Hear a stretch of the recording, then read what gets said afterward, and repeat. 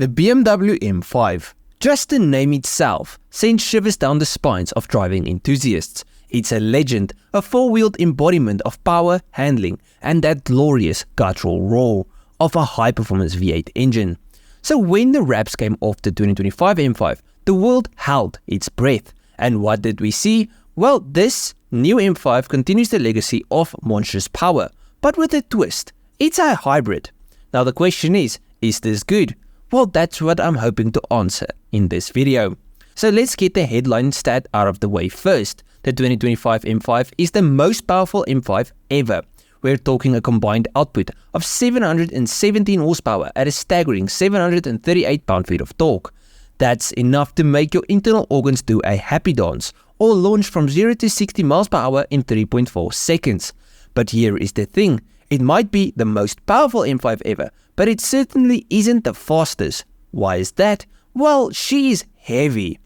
While pre-production drivers have been surprisingly positive, the question does remain. Will the hefty curb weight of 5,390 pounds or almost 2.5 tons translate to a cumbersome experience on the road? Well, I can already tell you that its 0 to 60 is actually slower than that of its predecessor, with the old model doing the same sprint in just 2.8 seconds. That's more than a half a second difference, which isn't ideal. This weight will also affect cornering because stopping and turning a car with such heft is just more difficult. So why the hybrid system then?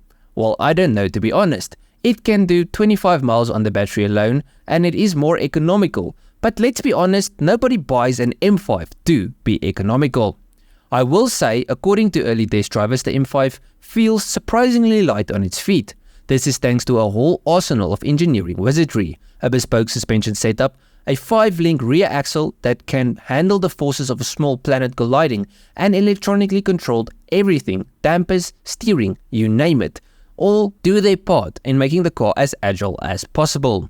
Then the car also has a small trick up its sleeve called active rear steering, where the rear wheels turn slightly in the opposite direction of the front wheels at low speeds, making the car a little more agile. Then for the brakes, you see, you need good brakes to stop a car as heavy and as fast as this. Now, as standard, steel brakes are what you get, but if you want to drive the car spiritedly, I would recommend to upgrade to carbon ceramic discs. They are much more heat resistant and they tend to stop better in general. Then moving inside, the cabin boasts BMW's latest 8.5 operating system with M-specific displays that feed you all the performance data your heart desires. There's a heads-up display for keeping your eyes on the road, and for those times when you're stuck in traffic, you can stream videos or play video games on the infotainment system.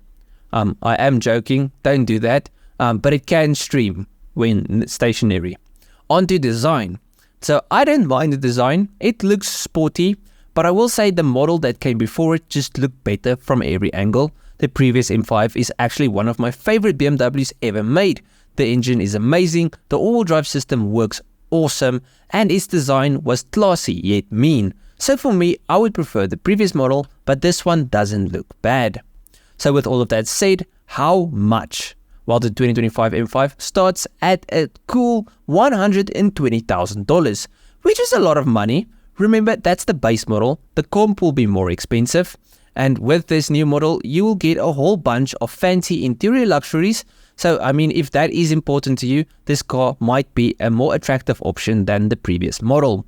To end it off, the 2025 M5 was designed to attract the eco-conscious driving enthusiasts. It still has the rumble of a real V8 engine, while cutting down on emissions. It's just a shame that it weighs the same as a small moon.